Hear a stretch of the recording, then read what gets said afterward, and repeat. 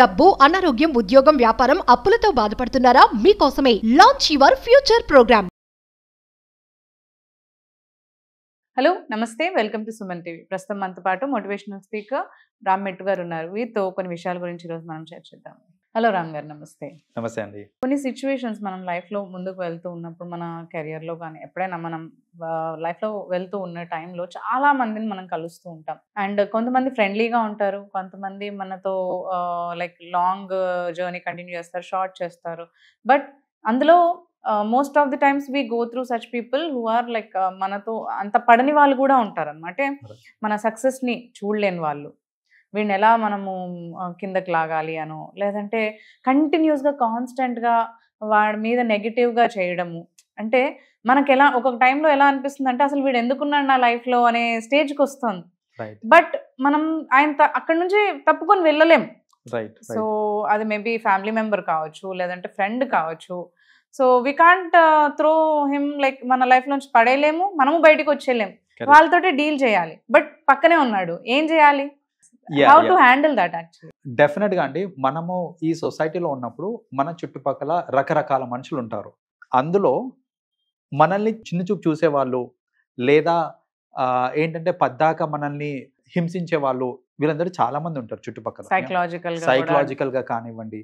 So ఏంటంటే ఇలాంటి వాళ్ళు ఖచ్చితంగా చుట్టుపక్కల ఉంటారు. అండ్ చాలా మంది ఏంటంటే ఇలాంటి వాళ్ళు ఉన్నప్పుడు వాళ్ళు కొంచెం సఫకేట్ అయిపోతా ఉంటారు అనమాట, వాళ్ళతో ఉండలేక వీడలేక. రైట్. సో బేసిక్ గా ఏంటంటే కొన్నిసార్లు మీరు అన్నట్టు ఇట్లా ఇప్పుడు పేరెంట్సే ఉంటారు, కొంతమంది ఫాదర్స్ ఆర్ బ్రదర్స్ ఎవరో ఒకరు ఉంటారు, లేదంటే మ్యారేజ్ రిలేషన్షిప్స్ లో అంటే ఆపోజిట్ పర్సన్సే ఉంటారు మనకి. కరెక్ట్. సో వాళ్ళని ఏం చేస్తాం? కరెక్ట్. సో ఇప్పుడు చూడండి, అవాయిడ్ చేయొచ్చు అంటే the best thing is avoid చేయడం. కానీ అవాయిడ్ చేయలేము ఇలాంటి కేసెస్ లో. ఇప్పుడు మీరు చెప్పిన కేసెస్ అన్నిట్లో, ఇప్పుడు నేను క్లాస్ రూమ్ లో ఉన్నాను, ఒక స్టూడెంట్ నన్ను ఏదో అంటున్నాడు కదా అని నేను స్కూల్ మారిపోలేను కదా. మారినంత మాత్రం అక్కడ ఉంటారని ఏంటి గ్యారంటీ? నేను వర్క్ చేస్తున్నాను అని అంటే ఆఫీస్ లో ఖచ్చితంగా ఉంటారు, బాసే ఉండొచ్చు, లేకపోతే కలీగా ఉండొచ్చు. సో వీళ్ళందరూ ఖచ్చితంగా చుట్టుపక్కల ఉంటారు, వాళ్ళని అవాయిడ్ చేయలేం. కాబట్టి ఇలాంటి వాళ్ళని డీల్ చేయడానికి there are couple of strategies అండి. సో అందుట్లో ది వెరీ ఫస్ట్ స్ట్రాటజీ ఏంటంటే, మనల్ని బిలిటిల్ చేసి చూసే వాళ్ళు ఎవరైతే ఉంటారో వాళ్ళ ఈగో సాటిస్ఫాక్షన్ అనేది ఎప్పుడు కాకుండా చూడాలి. That is first and foremost thing అండి. ఎప్పుడు కూడా వాళ్ళ ఈగోని సాటిస్ఫై చేయొద్దు. వాళ్ళ ఈగో ఎప్పుడు సాటిస్ఫై అవుతుంది అంటే, నేను మిమ్మల్ని గెలుపుతున్నాను అనుకోండి, నేను మిమ్మల్ని బిలిటిల్ చేస్తున్నాను, మీరు దానికి రియాక్ట్ అవుతున్నారు అనుకోండి, రియాక్ట్ అవుతే నా ఈగో సాటిస్ఫై అవుతుంది. ఎందుకు నువ్వు ఇట్లా చేస్తున్నావు పద్దాకా అని అంటాము, లేదా చిరాకు పట్టడం, గొడవ పడటము, నేను సక్సెస్ అయ్యాను అనుకుంటారు. నా టార్గెట్ నేను రీచ్ అయిపోయినా. మై టార్గెట్ ఈజ్ మిమ్మల్ని నేను ఇబ్బంది పెట్టాలి. సో ఇప్పుడు నేనేమన్నా అన్నప్పుడు దానికి తగ్గట్టు మీరు రియాక్ట్ అయ్యి మీరు గొడవ పడ్డా ఇట్లాంటిది ఏదైనా అయింది అనుకోండి, నా ఈగో సాటిస్ఫై అవుతుంది. లేకపోతే ఎందుకు పద్దాక నన్ను ఇట్లా ఏడిపిస్తావు అని మీరు అన్నారు అనుకోండి ఒక మాట, అంటే నేను ఏడిపించేది ఎఫెక్ట్ పడుతుంది అని నాకు తెలుసు. రైట్. ఈస్ గెటింగ్ డిస్టర్బ్డ్ అని నాకు తెలుసు. రైట్. సో అలాంటి కేసెస్లో ఫస్ట్ ఆఫ్ ఆల్ ఏంటంటే ఈగో సాటిస్ఫాక్షన్ అవ్వకూడదు అనమాట. వాళ్ళకి ఈగో సాటిస్ఫై కాలేదని అనుకోండి, లైట్ తీసుకుంటారు వాళ్ళే. ఒకసారి 2 సార్లు ట్రై చేస్తారు. మీరు ఒకసారి 2 సార్లు ట్రై చేసినప్పటికీ కూడా మీరు రియాక్ట్ అవ్వట్లేదు అని అనుకోండి, అంటే బేసిక్ గా మీరు రియాక్ట్ అవ్వకపోతే నువ్వేమన్నా జనాకు ఫరక్ పడదు అనే ఆన్సర్ మీరు నాకు ఇస్తున్నారు. Right. So I don't even care about you అనేది మీరు నాకు ఇస్తున్నట్టు. అలాంటప్పుడు ఏంటంటే నా ఈగో దెబ్బతింటది. రెండోసారి టైం నా దగ్గర లేదు అని చెప్పేస్తాను. చిన్న పిల్ల బచ్చా ఇవన్నీ అన్నట్టు అన్నారు అనుకోండి. సో బేసిక్లీ ఏంటంటే ఇంకా ఆబ్వియస్లీ నా ఈగో దెబ్బతింటది అక్కడ. And I will not do it again. So that is first and foremost ఏంటంటే, we should not pay attention and react to it అంటారు. అబ్సల్యూట్లీ. రియాక్ట్ అయితే వాళ్ళ ఈగో సాటిస్ఫై అవుతుంది. సో రియాక్ట్ కాకండి, బీ లైక్ ఫర్మ్, నాకు ఫరక్ పడదు అనేది వాళ్ళకి వెళ్ళాలి. That is one thing. Second thing ఏంటంటే, మన వీక్ పాయింట్స్ ఏవైతే ఉంటాయో, ప్రతి మనిషికి వీక్ పాయింట్స్ ఉంటాయి. మన వీక్ పాయింట్స్ ఏవైతే ఉంటాయో అవి అవతలలోకి తెలియనివ్వకూడదండి. Like first of all 2 things చేయాలి ఇక్కడ. వీక్ పాయింట్స్ మీద మనం వర్కౌట్ చేసి we have to make sure that ఆ వీక్ పాయింట్ని కూడా మనం మన స్ట్రెంగ్త్ కింద మార్చుకోవాలి. ఈ లోపు, అది మార్చుకునే లోపు వాట్ ఎవర్ వీక్ పాయింట్ మీ దగ్గర ఉందో అది అవతలలోకి తెలియనివ్వకూడదు. బికాస్ మీ వీక్ పాయింట్ తెలిసింది అని అంటే ఇంకా దాన్ని పట్టుకొని they will start digging around. For example, ఇప్పుడు సపోజ్ మీకు ఒక వీక్ పాయింట్ ఉంది, లైక్ మీరేంటంటే మీ ఫ్యామిలీని ఏమన్నా అంటే మీరు తీసుకోలేరు, మిమ్మల్ని ఏమన్నా ఓకే, బట్ మీ ఫ్యామిలీని నేను ఏమన్నా అన్నానంటే అది మీరు తట్టుకోలేరు అనుకోండి, ఖచ్చితంగా మీ ఫ్యామిలీ జోలికే వస్తాను నేను. Right, because I know that's your weak point. So అలా ఏంటంటే పక్కనోడికి ఎప్పుడు కూడా మీ వీక్ పాయింట్స్ తెలియనీయకండి. చాలా మంది ఏంటంటే ఫ్రెండ్లీగా ఉంటారు, అన్ని మాటలు మాట్లాడుతూ ఉంటారు, మీ గురించి తెలుసుకోవాలని ట్రై చేస్తారు. ఇన్ ద ప్రాసెస్ మీ వీక్ పాయింట్స్ తెలుసుకున్నారనుకోండి, వాళ్ళు ఇంకా దెబ్బతీయడం స్టార్ట్ చేస్తారు అక్కడి నుంచి. సో మనం కూడా జాగ్రత్తగా ఉండి ఏంటంటే మన వీక్ పాయింట్స్ ఎవ్వరికి చెప్పకుండా ఉండడం అంతకంటే ఉత్తమం ఇంకోటి లేదన్నమాట. So first of all week పాయింట్స్ని మనం ఎవరికి చెప్పద్దు, బట్ మనం ఐడెంటిఫై చేసి దాని మీద మనము వర్క్ చేస్తూ ఉండాలన్నమాట. లైక్ వీక్ పాయింట్ ఏదైతే ఉందో దాని మీద. ఇప్పుడు చూడండి, ఒక వర్క్ ప్లేస్లో చూసుకుంటే కనుక సపోజ్ నాకు ప్రెజెంటేషన్ స్కిల్స్ లేవు, కానీ నాకు టెక్నికల్ నాలెడ్జ్ చాలా ఉంది. సో నాకు ప్రెజెంటేషన్ స్కిల్స్ లేవు కదా అని తెలిసినప్పుడు ఖచ్చితంగా దాని మీదనే పాయింట్అవుట్ చేసుకుంటూ నా చుట్టుపక్కల వాళ్ళందరూ దాన్నే చూపించుకుంటూ వాళ్ళు ఎదగడానికి ట్రై చేస్తారు. సో అదే ఇప్పుడు నాకు తెలుసు నా ప్రెజెంటేషన్ స్కిల్స్ నాకు వీక్గా ఉన్నాయని తెలుసు అనుకోండి, నేను దాని మీద వర్క్ చేసి అది కూడా నేను దానిలో కూడా నా స్కిల్స్ పెంచేసుకున్నాను అనుకోండి, అప్పుడు నన్ను ఎవరు తొక్కడానికి స్కోప్ ఉండదు అనమాట. So that's the other thing that we have to do. And most important thing, ఇది అన్నిటికంటే బెస్ట్ ప్రాక్టీస్ అండి ఇది.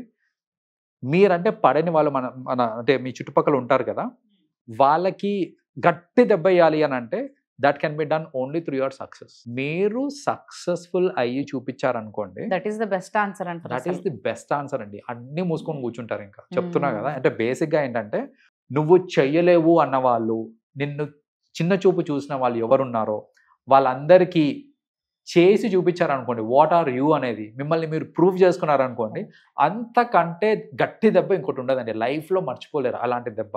సో నేను ప్రాక్టికలీ చూసానండి చాలాసారి. కావాలని ఏం చేస్తారంటే ఈ ఆఫీస్లో పాలిటిక్స్ జనరల్గా ఎక్కువ అవుతూ ఉంటాయి. వాళ్ళు ఏంటంటే నీకు పెద్ద స్కిల్ లేదు, నీకు పెద్ద టాలెంట్ లేదు, ఇలాంటి మాట్లాడి ఏంటంటే బిలిటిల్ చేస్తూ ఉంటారు పక్కన వాళ్ళని. ఒకసారి 2 సార్లు 3 సార్లకి ఓకే, 4వ సార్లకి ఏంటంటే అది మనం ఇంకా వి స్టార్ట్ బిలీవింగ్ ఇట్ అన్నమాట. నాకు పెద్ద టాలెంట్ లేదని ఆ థాట్ ప్రాసెస్ వచ్చేస్తుంటుంది మనకి. అలా కాకుండా అలా అన్న వాళ్ళకి వాళ్ళ ముందే మీకు ప్రమోషన్ వచ్చేలా మీరు పనిచేశారు అనుకోండి, ఇక అంతకంటే ఆన్సర్ ఏముంటుందండి.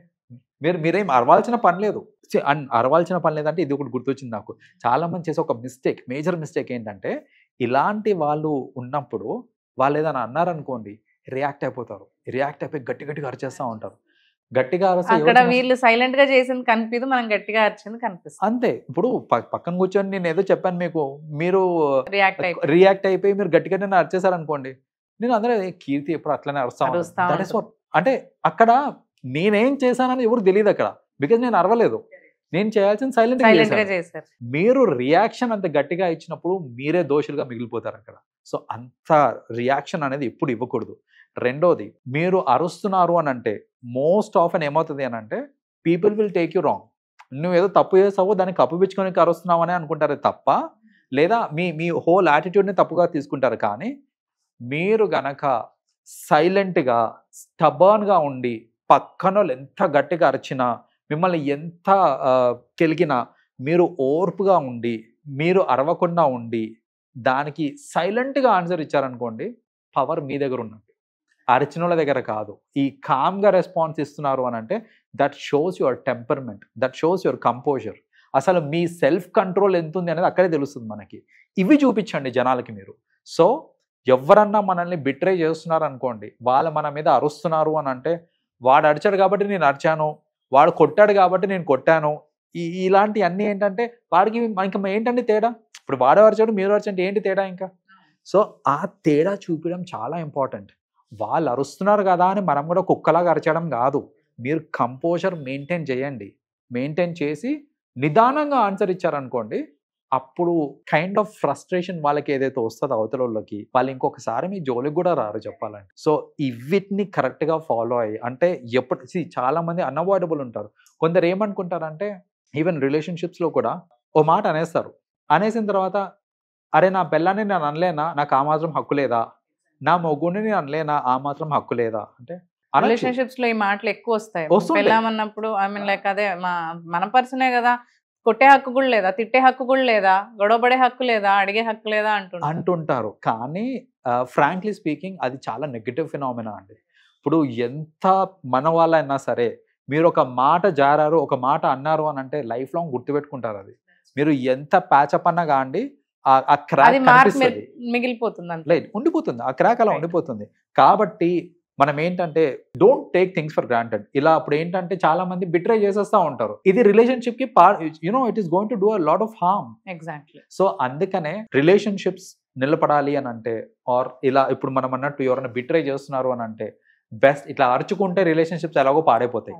దాని బదులు రిలేషన్షిప్ కూడా నిలబడుతుంది, మీరు కూడా గెలిచినట్టు ఉండాలి అండ్ ఆ పర్సనల్ సాటిస్ఫాక్షన్ రావాలి అని అంటే, నేను చెప్పినట్టు మీరు కనుక నడుచుకున్నారంటే కనుక ఖచ్చితంగా you will be the winner అండి. యా, రిలేషన్షిప్స్ లో అన్నప్పుడు మీరు ఇప్పుడు ఒక పర్సన్ కామ్ గా ఉంటుంటే ఒక్కొక్క స్టేజ్ లో అరే నేనే ఊరికే అంటున్నానేమో అనే రియలైజేషన్ కూడా పర్సన్ కి రావచ్చు. అబ్సల్యూట్లీ వస్తుంది. ఎందుకంటే పద్దాక అంటా ఉన్నా కూడా మీరు Not రియాక్ట్ reacting. అవ్వట్లేదు అనుకోండి, ఖచ్చితంగా వాళ్ళకి రియలైజేషన్ వస్తుంది, నేను చేసేది కరెక్ట్ కాదని వాళ్ళకే తెలుస్తుంది అనమాట.